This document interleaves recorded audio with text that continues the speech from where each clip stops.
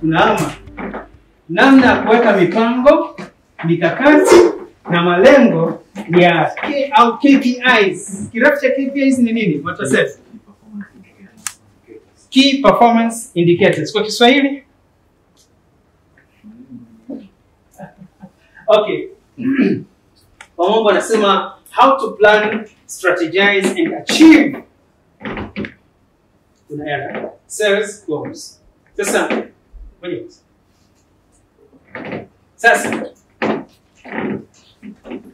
tunaenda kuangalia namna ya kuweka mipango, alafu mikakati na malengo. Hapa ni msingi wa pili wa mtu wa sales ambaye sasa anaenda kutafuta mauzo yake. Sawa? Ni sehemu pia muhimu sana kusikiliza na kuwa makini. Tuendelee mbele.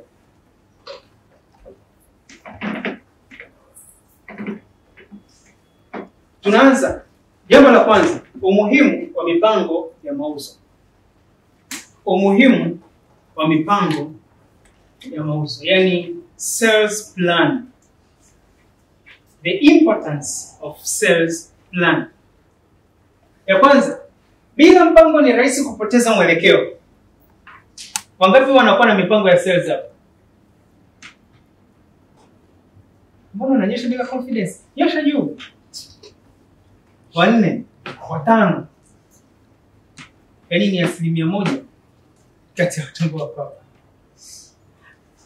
Jamani, tunaelewana? Ni kwamba iwe ni biashara yako, iwe ni kampuni yako, iwe ni taasisi yoyote unayofanyia kazi, ukiwa na malengo ndiyo yatakao kufanya wewe uweze kufika mahala fulani. Utaniuliza ni kwa namna gani? Ni hivi.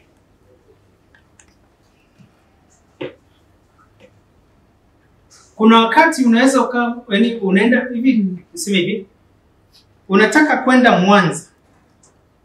Kitakachokupa wewe kujua kwamba unaenda Mwanza ni plani yako, si ndio? Alafu sasa unaposema naenda Mwanza, kuna vitu ambavyo unatakiwa kuvifanya kwa ajili ya kufikia plani yako kufika Mwanza. Nina gari ambalo nataka niendeshe mpaka Mwanza. Plani yangu ni kufika Mwanza. Kitu cha kwanza, lazima niwe na full tank. Maana full tank ndio ni energy ambayo itatengeneza mimi kuweza kufika Mwanza. Kwa sasa kama wewe una mipango, una malengo, lazima uwe na mipango kwanza. Ile mipango ni fuel ambayo itakusaidia wewe kupush kuweza kufika kwenye malengo yako. Sasa watu wengi, na hii changamoto ambayo nimezikuta kwenye kampuni kadha wa kadha, ambazo ukimuuliza una mpango gani wa kuuza this time, atabaki kuangalia. Afu ni sales manager. Unamuuliza vipi mipango yako ya last time ilikuwaje? Umefanya tathmini yoyote? Anabaki kukuangalia. Kwa sababu gani? Ni hivi. Kama ni kampuni endelevu, unatakiwa kupata kufanya analysis ya kipindi ya mwaka uliopita, ikupe matokeo kwa ajili ya kutengenezea plan ya mwaka unaokuja. Si ndio? Unapoenda kuajiriwa kwa mara ya kwanza, unatakiwa kujua plan yangu ni nini. Baada ya kujua product knowledge, baada ya kujua wateja wako, baada ya kujua sehemu za kwenda kuuzia, baada ya kujua kila kitu na kufanya research, kinachofuata ni hatua ya pili, ni hii hapa. Kupanga mipango ya namna wewe kuuza na kufocus. Focus yako ndio itakayo kusaidia wewe kuwa na leads nyingi, na zile leads ambazo zinaweza kuwa closed. Kwa nini? Kwa sababu una plans, una mipango. Sasa ndugu zangu na mimi ambao tuko pale kwa ajili ya kufanya kazi ili kusudi tupate mshahara, tukiambia tutengeneze plan, tunaenda kudownload template Google na tunaweka pale, tunabandika, tunabandua, tunabandika, tunabandua, tunabandika, afu tunaenda kusubmit. Hatujui kwamba kile kitu ndio kinaenda kutusaidia sisi kwenda kutengeneza performance. Na ninachotaka niwaambie, hakuna mtu mwenyewe analipwa vizuri kama sales. Nenda kaulize sales wa Vodacom ambaye analipwa kiasi gani pale. Head of sales au director of sales. Maana kile ndio kichwa kimekaa kinachanganua.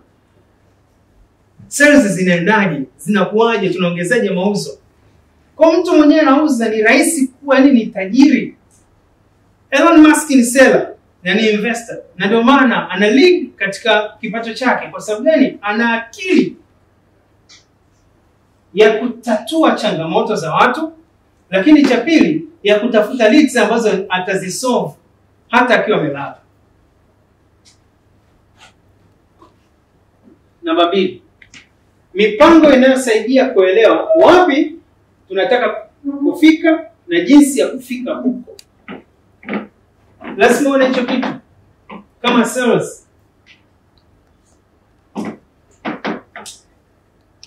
Hii mipango ambayo unakuwa unaitengeneza ndio inakuwa dira kwako. Inakuwa ni map.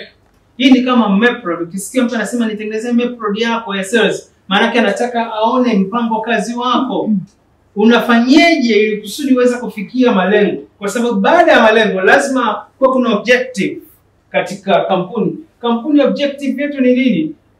Ni kuuza. Ukisikia tu kampuni inasema sisi ni kuuza, hapa mtauza nimesema. Yaani na vile kweli. Ukiona kampuni imesema kwamba dhumuni letu ni kuuza bidhaa zetu, hamtauza. Ila mkibadilisha mtazamo na kusema kwamba dhumuni letu ni kusaidia jamii yetu iweze kupata kitu fulani, mtauza kuliko hata jinsi mlivyokuwa mnafikiri. Mindset. Usifikirie pesa unapoenda kuuza. Narudia tena. Fikiria huduma unaenda kutoa kwa mtu inafikaje na inaenda kumsaidiaje ili kusudi upate pesa yake. Awi? Jambo la 3. Kupanga kunapunguza makosa na kupunguza muda wa kufanikisha mauzo. Kuwa na plan itakusaidia kupata tathmini yako ya kipindi kilichopita. Ukipata tathmini ya kipindi kilichopita, utatengeneza plan ya kipindi kinachokuja. Kwa hiyo ita decrease risk ambayo ungeweza kupata. A best seller anajua kucalculate risk na kucheza na risk. Na investor mzuri anajua namna ya kucheza na risk. Kwa sababu hatuna namna ya kuweza kukwepa risk. Risk zipo pale. Lakini namna ya kujua kwamba hii ni riski kubwa au ndogo ni ability and skills za kuweza kujua namna kuweza kuziepuka na namna kuweza kuzipunguza au kukimbia ndio uwezi. Tunaenda sasa. Kwa hiyo haya ni mambo muhimu katika mipango, katika business plan. Namba 2. Hatua muhimu katika kupanga mauzo. Hatua muhimu katika kupanga mauzo. Tambua malengo ya mauzo. Sales goals. Una malengo gani katika hayo mauzo? Nimeongea mara kwa mara. Set your goals. So what is your goal? Lengo lako ni nini? Lengo lako ni lipi? Mauzo kiasi gani unataka kufikisha kwa kusaidia, kwa kutoa ile huduma? Tunaelewana? Tunaelewana? Hivi kuna mtu anauza hapa, anauza kitu ambacho hakisaidii jamii kwa namna moja au nyingine. Naomba nimtambue kwa heshima na taadhima. Nani mwenyewe anajua, yani anauza lakini hajui kwamba kinahudumia kitu gani? Nyosha mkono. Yaani uwe na amani kabisa, tutakusaidia kujua. Unauza kitu lakini hujui kwamba unauza kwa ajili gani? Kinatatua changamoto gani? Okay, kama tunajua, maana yake sales, naomba mnisikize vizuri. Usiwaze kupanga mauzo kiasi gani. Waza nifikia watu kutengeneza solution kiasi gani. Mindset ni tengeneze solution kwa watu kwa namna gani, niongeze kwa namna gani. Kwa hiyo kumbe ninavyoongeza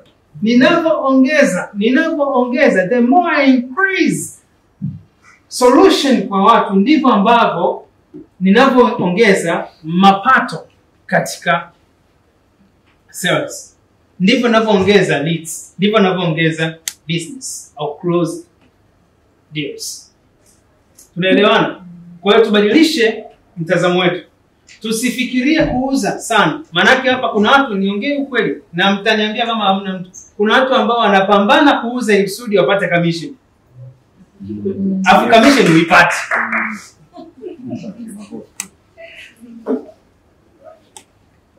Usipambane kutafuta commission. Pambana kutatua matatizo ya watu. Kwa nini? Kwa sababu sales ni mtu wa kwanza kukutana na watu. Na kama anakutana na watu, maana yake anaenda kutengeneza mahusiano na watu. Wale watu wanakuwa na mahusiano na yeye, lakini mahusiano na kampuni sio sana kuliko mahusiano na yeye. Kwa ukienda kutatua matatizo ya watu, watu wanakuona wewe baadaye, yani wanakuona wewe kwa niaba ya kampuni. Si ndio? Wanaanza kumwamini ni wewe. Inayofuata ni kampuni. Kwa kampuni ni kibebeo cha wewe kuweza kufanya vizuri, lakini ability ya kufanya vizuri ni wewe. Awi? Tunaenda sasa. Kwa hiyo nia yako ya dhati ya kutengeneza sababu za kumsaidia mtu ndizo ambazo zitakupelekea kufikia kiwango kikubwa cha target zako. Kuwa na target ni jambo la kwanza. Kuhudumia watu ni jambo la pili ambalo linapelekea wewe kupata mauzo mazuri. Bado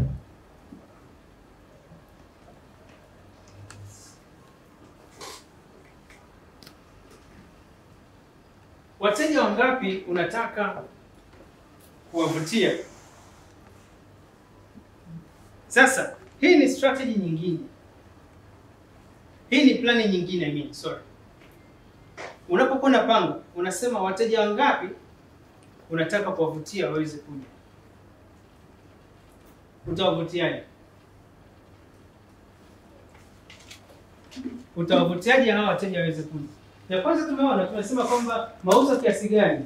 Tumesema kwamba mauzo hayawezi kuongezeka ikiwa kama hauna effort ya wewe kuweza kutoa huduma ambazo zitaleta matokeo. Sasa hii ya pili, wateja wangapi unataka kuvutia? Kiwango cha wewe kufanya kazi, kupush na kuweza kuonekana matokeo ndicho ambacho kinafanya wewe uweze kupata wateja wangapi. Bado sijaeleweka. Wangapi wamenielewa? Wangapi hawajanielewa? Nilijua kwa sababu nimekaa kimya na mimi. Angalia sana. Wateja wangapi unataka kuwavutia?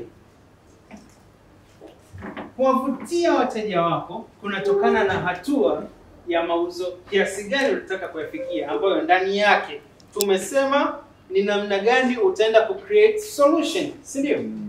Sasa the way unavyoenda ku create solution, wewe kama seller unapoenda kuuza solution, sio bidhaa, unaenda kuongeza mauzo. Na yule mtu ambaye unahakikisha amepata kile kitu na kuweza kufikia lengo lake, yeye ndiye mwenyewe anakuletea wateja kwa namna nyingi. Kama hata mwambia, ata reply, atakuonyesha, atatamani watu wajue kwamba wewe ndio uliyemsaidia.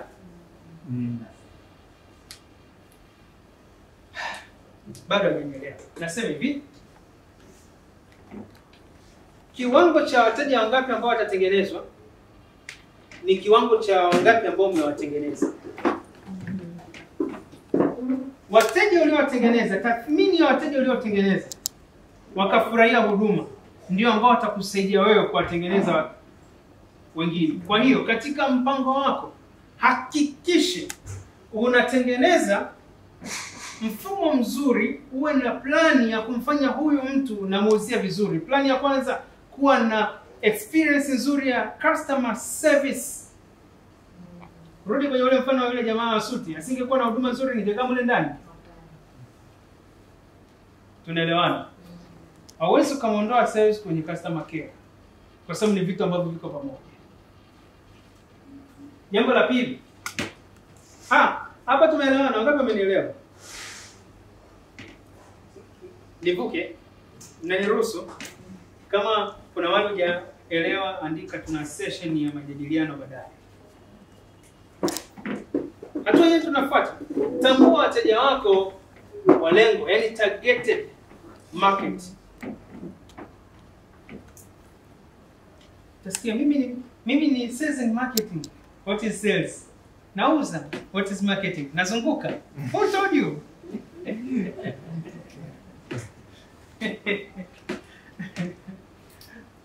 Sokoni, tambua wateja wako ambao una focus, kwa sababu tunataka focus, si ndio?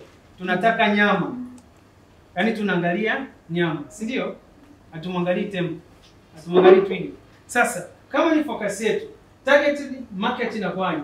Tunaanza hapo. Je, una wateja wako wangapi? Unaamini una wateja wako wako wapi? Unatakiwa kujua kitu ambacho nauza wateja wangu wanapatikana sehemu fulani. Ndio maana nikatolea mfano wa haya maji. Nikasema kuna mmoja wateja wake ni watu wa maofisini, ni wazee wa vikao. Yeye anauza kule. Chupa moja anaweza kauza 5,000 na watu wakanunua. Na ndio maana maji mengine ukienda kwenye hoteli kubwa za 5 star Yakuti.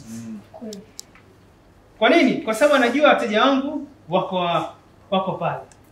Kuna mwingine yeye maji yake yako mtaani, na maofisini utayakuta, nyumbani utayakuta, pote utayakuta. Lakini ametengeneza in standard way ambayo mtu yani haoni haya ya kubeba chupa akatembea nayo.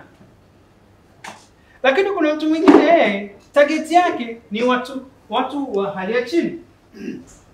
Na wale utakuta maji mengi yako kule kwa.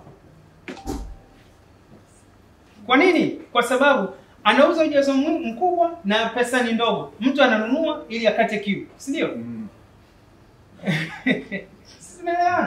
Yaani kuna mtu anakunywa maji ili aonekane na kunywa maji, afu kuna mtu anakunywa maji ili kusudi nikate kiu. Bro, unaenda kwenye kikao umewekewa pale maji. Wakati mwingine hauna kiu. Hilo unaweka ili kusudi tu aonyeshe na wewe upo kwenye kikao unakunywa. Lakini kuna mtu mwingine anaenda mimi naomba ile chupa kubwa, akichukua na mimina yote yanajaa, yani hapo nakunywa kumaliza, nikate kiu, maisha yaendelee. Sasa ni nani unaenda kumuuzia?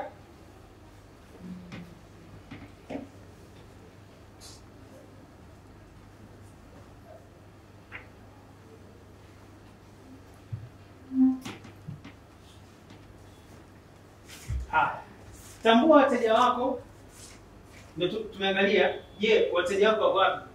Kitu cha pili, ni kitu gani kinawafanya wanunue?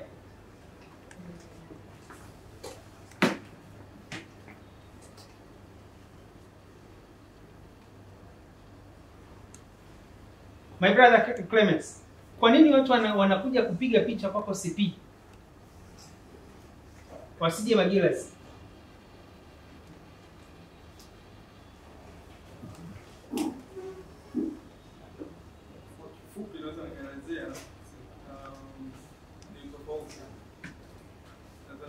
Kwa mfano mfupi sana. Kuna brand ya Toyota na Mercedes Benz. Ndio. Yes. Zote ni magari yote yanatembea. Sisi tumejicategorize kwenye hizo nafasi mbili. Sisi tumejibrand in a classic way.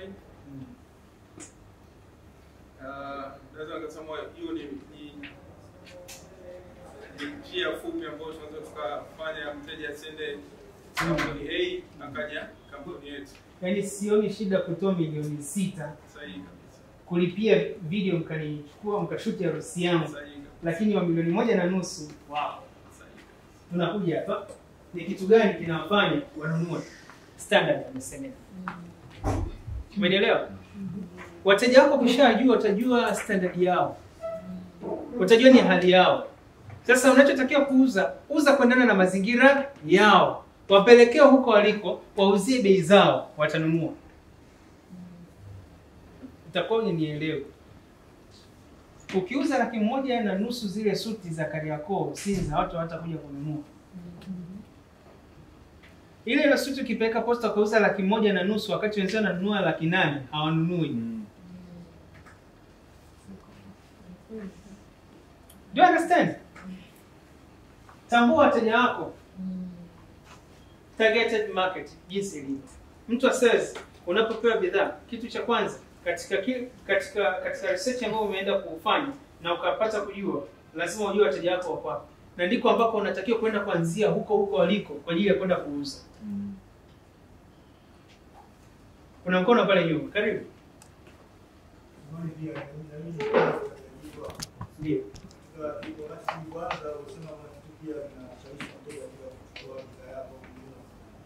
Yes. Samani pia natajia kwa sababu hata sisi tuna wateja wengi sana.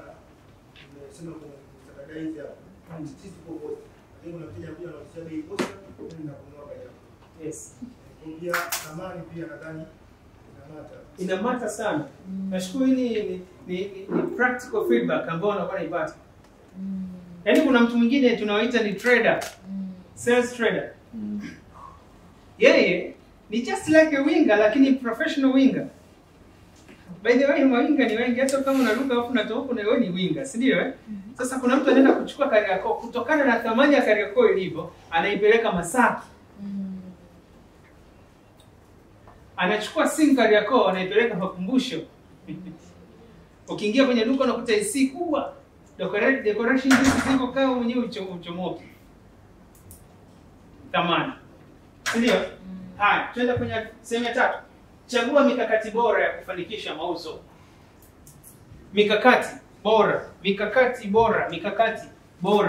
You need to know strategy, best strategies za kuweza kusucceed katika selling. Jambo la kwanza, kupitia simu kwa maana cold calling.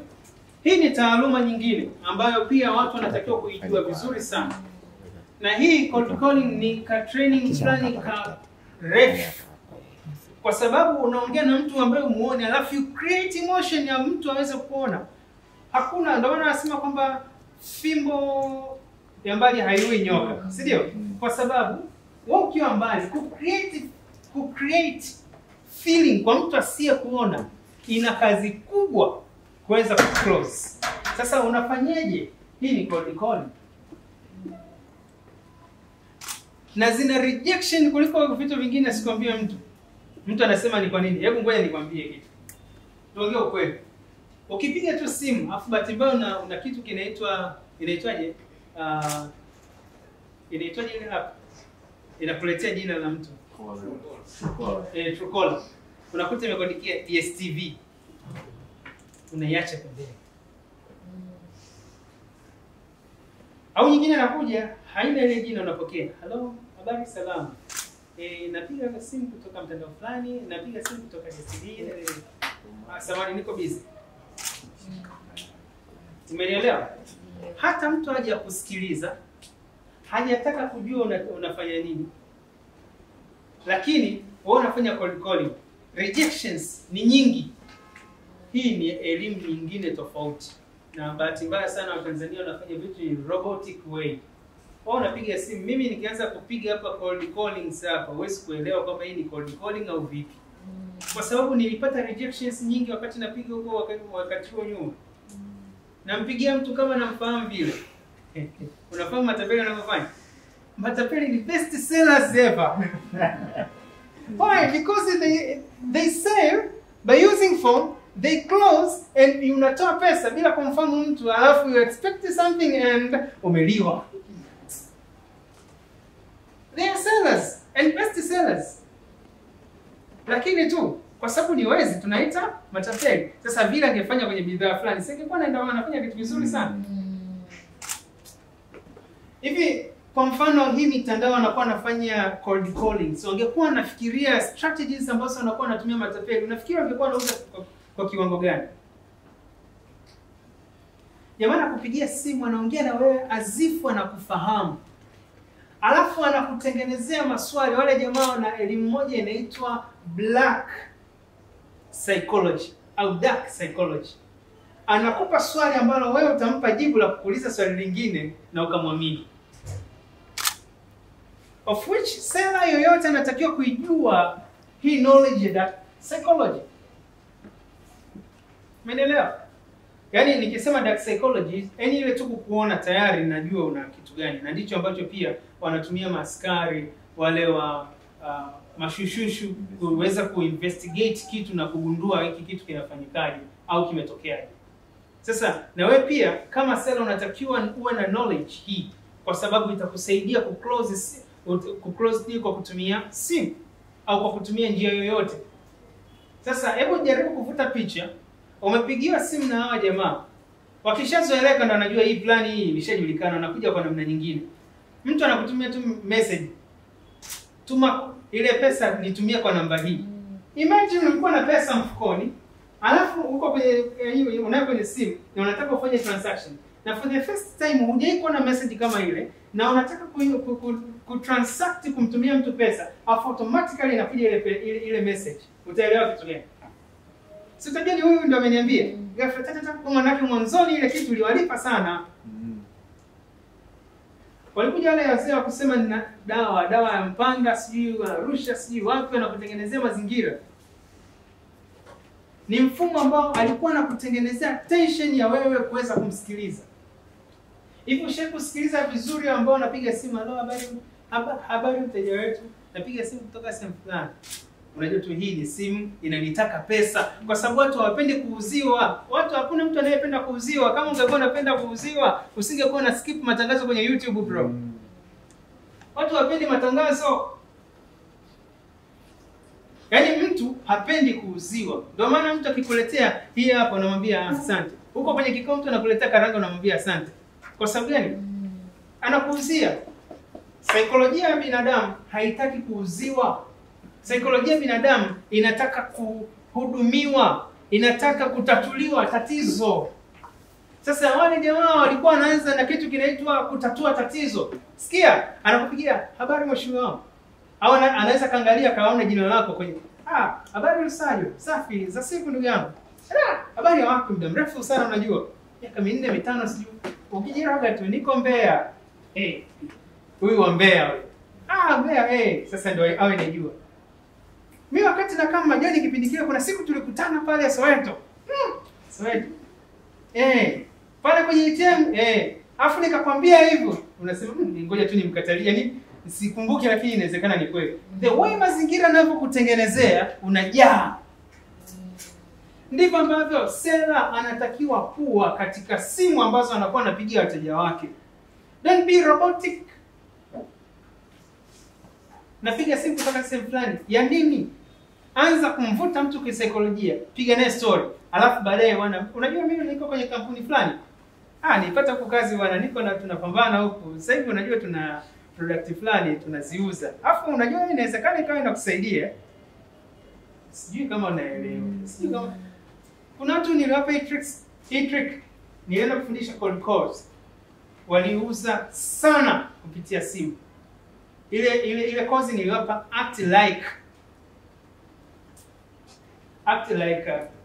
tapeli.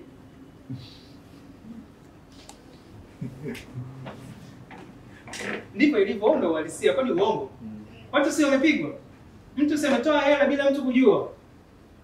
Hajawahi kumjua hata siku moja, lakini mtu matamanio yake, mtu yani anaugulia maisha ni magumu. Kwa kula kuugulia maisha magumu kwake, yani fursa iliyo kwake ni maisha magumu. Kwa hiyo mtu mwingine anapata pesa kutokana na maisha magumu. Wewe unaweza kuona kabisa huyu mtu anapata changamoto gani? Muonyeshe utatuzi wa changamoto. Ukishajitambulisha, umeshakuwa lead yako. And closing, there is no more. Hii ni elimu nyingine. Tutakutana kwenye elimu hiyo wakati mwingine. Baada tujamaliza. Kipengele cha mwisho. Tumia njia mbalimbali kufanikisha lengo. Nikisema tumia njia mbalimbali katika mikakati yako, angalia washindani wako wanafanya nini. Angalia wewe utafanya nini kupambana na washindani wako ili uweze kufikia lengo la mauzo yako. Inawezekana washindani wako ni wale ambao mko kwenye timu mnashindana. Inawezekana washindani wako ni wa nje ya kampuni ambao wanafanya kazi na wewe. Na inawezekana wote mnagombania wateja wa aina moja. Unafanyaje ili kusudi uweze kuwawin? Maanake wewe ni seller lakini juu yako kuna uongozi. Ule uongozi ndio unafanya maamuzi ya marketing. Mpaka amefanya maamuzi wewe ni baadaye sana. Sasa wewe unatakiwa uwe na knowledge ya kutengeneza mifumo ambayo itakusaidia na namna kucheza na techniques ambazo yani skilled techniques ambazo zitakufanya wewe uweze kupata leads zaidi. Si ndio? wamelala. Amkeni. Ndio tunaenda hivyo. Jamani, tuko pamoja? Nani hajaelewa? Nani hajaelewa mpaka hapa tulipofika? Haya. Namba 3. Kuunda sales funnel yenye ufanisi. Hivi nikisema funnel ni nini? Chujio. Well, kumbe katika sales kuna hatua. Kuna hatua. Hatua ya kwanza,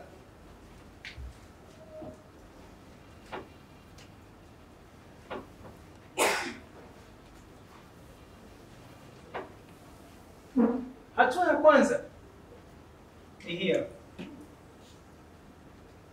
Awareness. Wateja wanakuja vipi? Hiyo inaweza ikawa sio juu yako, ni juu ya kampuni, manake hapo ndo kwenye marketing.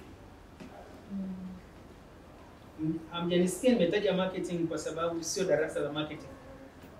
Lakini sales ni sehemu ya marketing kama product ya mwisho baada ya marketing kufanyika.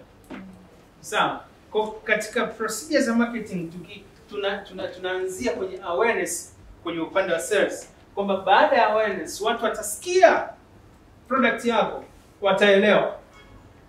Uta create awareness kwa njia zipi? Njia mbalimbali, kwa TV, radio, magazeti, billboards, magazines and so. Marketing inapowafikia watu sahihi. Marketing the same thing, nayo inahitaji kufanya tathmini, inahitaji kufanya research ya kutosha. Ili kusudi unapokuwa unaenda kutangaza, unaenda kuwafikia watu sahihi. Tunaelewana? Hawajanielewa? Tunaelewana? Kwa hiyo tunaanza na awareness. Watu wanakusikiaje? Umewafikia watu kiasi gani? Sasa chujio linachuja. Wale waliokusikia na kukuelewa wanakuja kupata interest. Interest gani? Nimesikia training, training and sales. Nimeiona kupitia nini? Awareness. Ipi? Kwenye social media. Gani? Instagram. Okay. Hebu ngoja niichungulie vizuri. Nimeona details zake. Itafanyika tarehe 4 mwezi wa 4. Itafanyikia wapi? Victoria. Sasa hapa mbona kama venue haijaonyesha hapa Victoria Tanzania Park, lakini haijaonyesha. Hebu ngoja niangalie watafundisha nini? Fundamentals and what nini closing. Okay. Kuna kitu hapa sijaelewa vizuri. Interest. Nachukua simu napiga. Samahani, nimesikia tangazo, nimeliona tangazo kwamba mtakuwa na training. Ndio. Itafanyika lini? Siku fulani. Okay, sasa nilikuwa nataka nijue kutakuwa kuna chakula? Hakuna.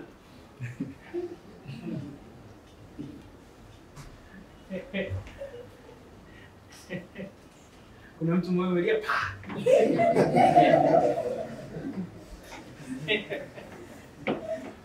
Belewa. Kwa hiyo interest itakufanya huyo mtu aweze kujua vizuri. Na akishajua anakuja kufanya decision. Si ndio mlivyofanya? Si ndio mlivyofanya? Si mmepiga simu? Si mkaelezwa? Na vile ambavyo mlikuwa mjielewa mkataka kuelezwa vizuri, si ndio? Kuna dada mmoja akaniambia, ngoja kwanza usende haraka. Tutapata nini? Hapo sasa money in closing anaanza. Sasa hapa tutapata hiki. Namshawishi mteja aweze ku-close deal, aje kwenye training. Umenielewa? Ndio ipo kwenye decision making. Wewe ndio mwenyewe unatakiwa kuelewa sasa hapa tumefika kiwango gani. Then baada ya decision kufanyika inakuja action.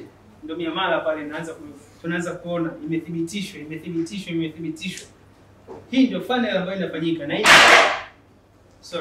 na hii ndio practical ambayo ipo. Tunaenda sawa. Na hii ndio practical sahihi ambayo tumeifanya na wote tumeishuhudia. Sio? Achini kwa wanyonge. Hii biashara sasa sina mimi ndo duka langu. Na mimi ndo niko kuuza bidhaa zangu. Simenyongesha jamani. Simefanya action. Simkalipa. Simnajifunza. Sio nawalipa ndio nauzia hivyo. Sasa hivi hakikisha wateja wanakamilisha ununuzi kama hivi ninavyofanya, kuhakikisha kila mtu ananunua kile ambacho alikuwa anakitaka.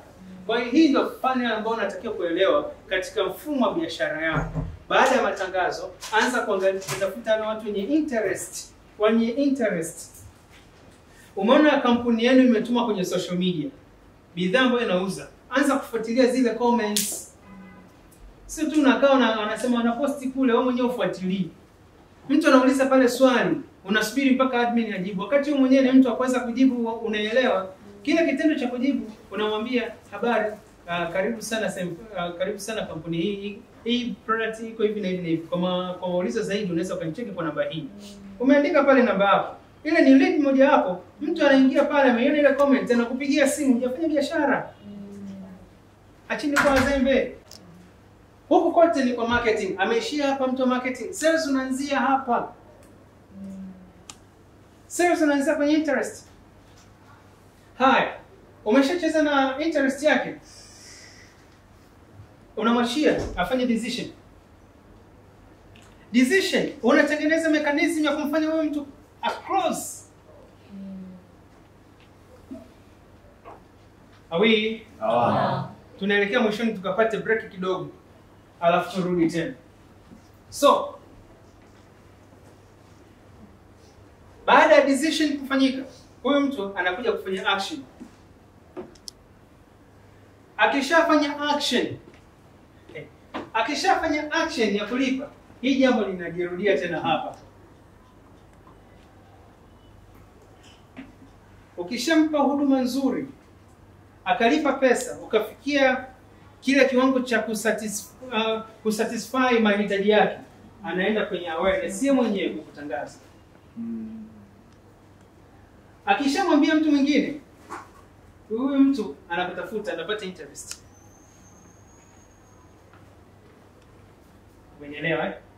Umenielewa eh? Kwa hiyo kwa lugha nyingine, a best seller have ability of planting a seed.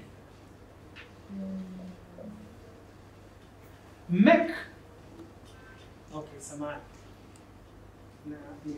Nipewa angalizo kwamba nitumie Kiswahili moja kwa moja. Fanya hivi, hakikisha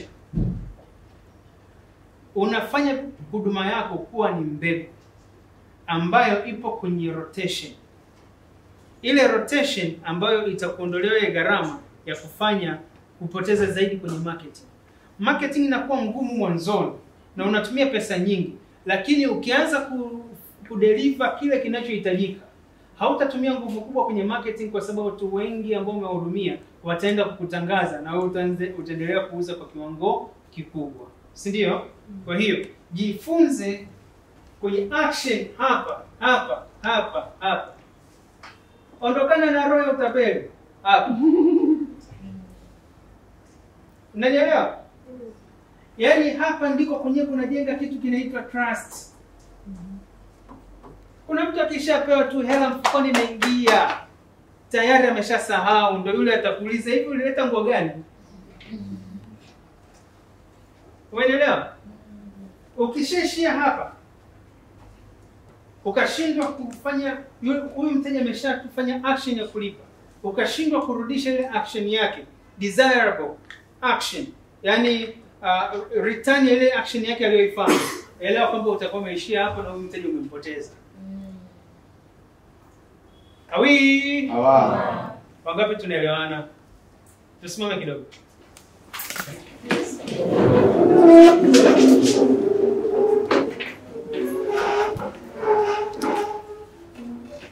Nyoshe kidogo.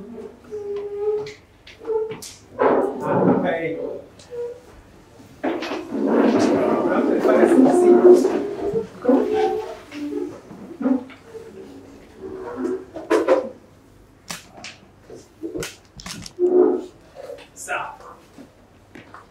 Kwa hiyo hii ndio funnel. Hili ndio chujio la kuweza kumpata mteja. Wangapi wameelewa hili chujio? Wangapi walikuwa hawaijui? Nyosha mkono. Wangapi wanaenda kuitumia? Great. Sawa. Sasa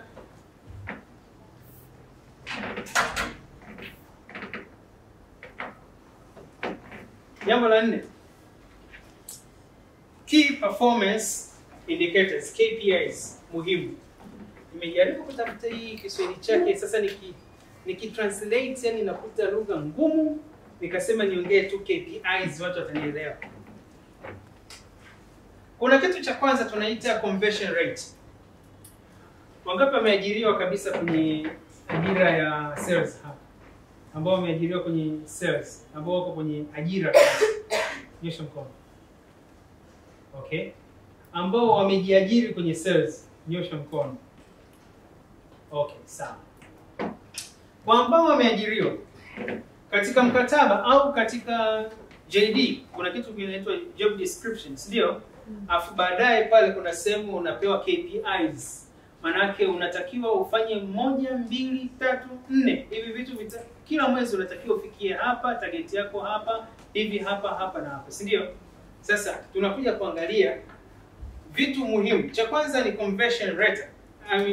Conversion rate. Asilimia ya watu waliovutiwa hatimaye wakafanya ununuzi. Unatakiwa uwe na kufanya tathmini.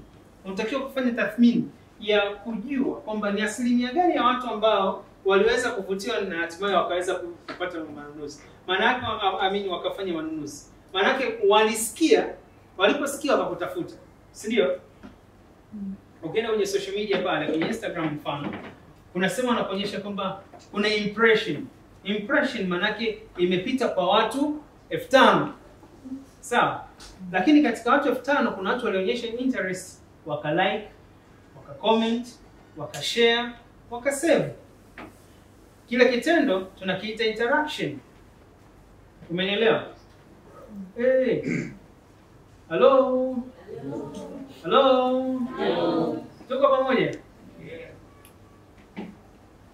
Kwa hiyo unatakiwa kutengeneze kitu chako licha kwamba umepewa KPIs au una track zile KPIs zako.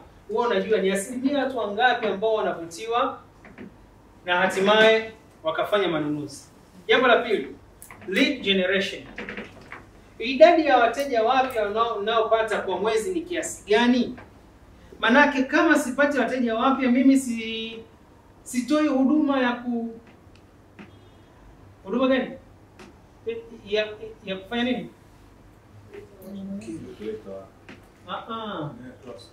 Sawa, pigeni makofi. Manake kama watu wanitafuti inamaanisha kwamba mimi nina changamoto katika kutoa solution kwa watu. Ninaoneshaje uwezo? Kwa sababu kitendo cha kujitangaza maana yake mimi nataka nionyeshe uwezo. Nikionyesha uwezo watu watanijua. Ule uwezo wangu wakishaujua wataambia na watu wengine na mataifa mengine kwamba yule bwana anafanya kazi vizuri. Kwani ilikuwaje kwa yule babu wa Loliondo alijitangaza? Niambie, alijitangaza? Kilichomfanya mtu kutoka Sumbawanga akaenda Loliondo kilomita zaidi ya 1,000 kwenda kupata kikombe cha jero nini? Inamaanisha kuna mtu alienda akanywa kikombe akapana ngwengwe akarudi wakamwona wewe jamaa mbona umenenepa? Afu ulikuwa hivi nakwambia wewe nimegonga kikombe kwa babu. Hapa hauzi bei. Jero tu. Oya, hapana mimi mwenyewe naenda. Kwani nauli shilingi ngapi? Mpaka Arusha kipindi kile. Sasa pale ndo tunakuja uhitaji ulikuwa mkubwa, demand ya nauli ikawa kubwa. Hata jero upati tiketi. Yaani hata upungue jero upati tiketi. Kwa sababu thamani ilikuwa ni kubwa. Aliyefanya thamani ile kubwa ni nani? Babu. Yule alikuwa ni sela moja hatari sana. Kwa sababu hakufanya marketing. Kumbuka hicho kitu. Hakujitangaza. Ali-create solution. Ile solution ikaenda kufanya nini? Kupop up kwa watu. Watu walipomsikia waandishi wa habari wakaenda kumtafuta. Kile kitendo cha kutengeneza habari kumbe ni kutengeneza matangazo. Watu wakasikia matangazo, wakapata imani, wakasema tunataka tuende tukaangalie. Jamani, ni kind of marketing ambayo ilifanyika. Sasa lead generation, idadi ya wateja wapya unaowapata kwa mwezi lazima uweke pale ujue. Then sales revenue, mapato kutokana na mauzo, umepata kiasi gani? Average deal size, wastani wa thamani ya kila mteja katika mauzo yako anakuja ni mteja wa thamani wa kiwango gani? Lazima ujue thamani ya mteja ambaye anakuja. Hello? Hello? Tukitoka hapa nataka nikuonyeshe kanuni nzuri ya kuweza kupambania hizi KPIs. Alafu baada hapo tutakuwa na break fupi, then tutarejea tena hapa. So, jambo la mwisho ni follow up rate, kwa maana wateja wangapi wanafuatilia baada ya mawasiliano nao ya mara kwa mara. Umenielewa? So, huu mfumo utakusaidia kujiwekea KPIs. Pamoja na kwamba umepewa KPIs na mabosi wako, pamoja na kwamba huna bosi lakini unataka ufanye mauzo yako yawe vizuri, tengeneza malengo. Malengo ni KPIs. I mean ni indicators ambazo zitakuonyesha kujipima kwamba je, nimefikia kiwango gani? Sawa sawa? Tunaenda sawa sawa? Tunaenda sawa sawa? Sasa kuna swali moja utaniuliza kwamba nifanyeje ili niweze push mauzo yangu. Hii nisikize vizuri kwa sababu haiko kwenye notes. Nimekumbuka na imekuja haraka kichwani kwangu. Nataka kuna kitu tulisoma kinaitwa work done. Si ndio? Tulisema work done ni work done ni nini? Overtime.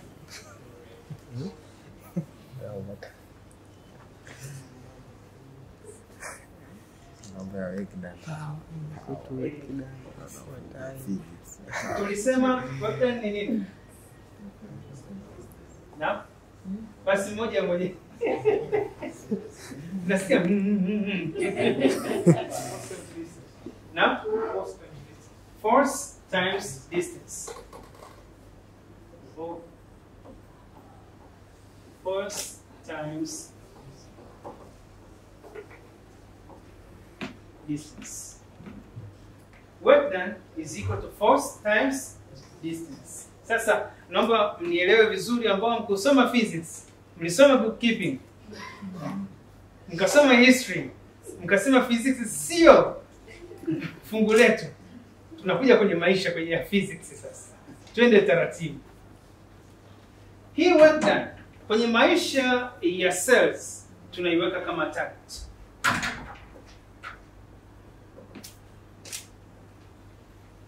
Sasa target kwa maana a work to be done.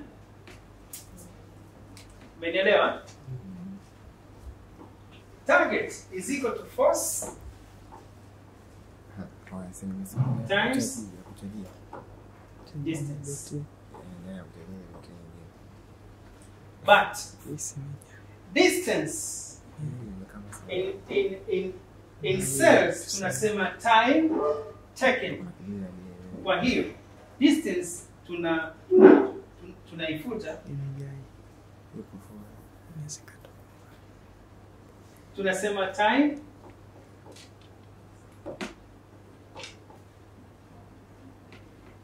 taken. Inamaanisha hivi, work done is equal to force times distance. Kwa maana hii nguvu, kazi inayofanyika ni nguvu inatumika ukizidisha na umbali. Umenielewa? Umenielewa? Tunapokuja kwenye sales, work done tunasema ni target, kwa maana kwamba work to be done. Force inabaki kuwa ni force, kwa maana ya nguvu. Distance ni time taken, kwa maana muda uliochukuliwa kiwango cha muda ambao utachukuliwa. Sasa ili uweze kufanikiwa vizuri katika kufikia target zako na kufanya evaluation nzuri, unasema hivi: kama target yangu kufikia target yangu inabidi nipambane na nizidishe katika muda, yaani ule muda ambao ninautumia unakuwa unazidishwa na ile nguvu ambayo inatumika ili niweze kupata target. Umeelewa? Namaanisha hivi, kama target yangu ni milioni 2 kupata kwa mwezi, inamaanisha kwamba force yangu iwe katika kiwango gani? Sasa nataka classify force ni nini. Force ya kwanza ni uelewa wa bidhaa, product knowledge, tulipita, si ndio? Ya pili ni customer care experience. Ya tatu ni ability and skills of selling. Umeelewa? Maanake mapambano yote ambayo tumetoka kujifunza yako ndani ya hii force. Sio? Ukishayaweka humu ndani, unakuja kuzidisha kwa mwezi. 10 take a month. Labda 1 month. Umeelewa? Sasa find the value of x. Let force is equal to x. Umeelewa? Kwa hiyo inamaanisha kwamba mwezi mmoja mara force, yani force kiasi gani imetumika kwa ajili ya kupata milioni 2. Hapa ndio kwenye evaluation yenyewe utafanya, utaanza kuangalia ni wapi kwenye nimepata changamoto. Utaona kumbe sikuwa nafanya cold call vizuri. Okay, kumbe nilikuwa sina uwezo wa kufanya follow up vizuri. Okay, kumbe nilikuwa nashindwa kufanya kwa sababu target yetu, tukisema target maana yake ni close, si ndio? Kiwango chako cha closing. Bado hujanielewa. Ninamaanisha hivi. What if force usifanye mbinu yoyote ikawa ni 0, alafu kwa mwezi mmoja utapata nani ziko tu? Si ndio? Sio mimi, ni namba. Jamani, tunaelewana? Tunaelewana? Kwa hiyo namna nzuri ya kuweza kujifanyia self evaluation, ukifanya hii hesabu ukajievaluate hasa hapa kwenye force, maana yake wewe calculation yako find x iko hapa, kwamba wewe umeshajipa muda wa kutafuta milioni 2. Umejipa target ya kupata milioni 2. Wewe ndio uko hapa ambapo umepata zile skills, umepata msaada wa mentor, umepata msaada wa kila kitu unacho kiko ndani ya force, lakini una mwezi. Sasa huyu sales ambaye ni x afanye kitu gani? Asipofanya kazi maana yake iko 0, it means hawezi kufika huko na mwezi uko pale. Hello? Tuko pamoja?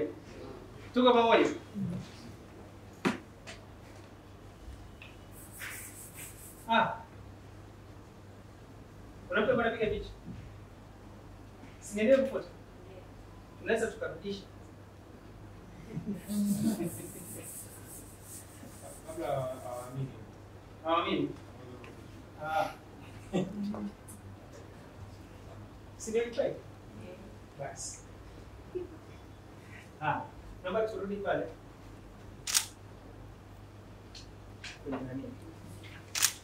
So now, hatua ambayo tunaenda kuifuata baada ya lunch time. Nashukuru nimeona tabasamu sana.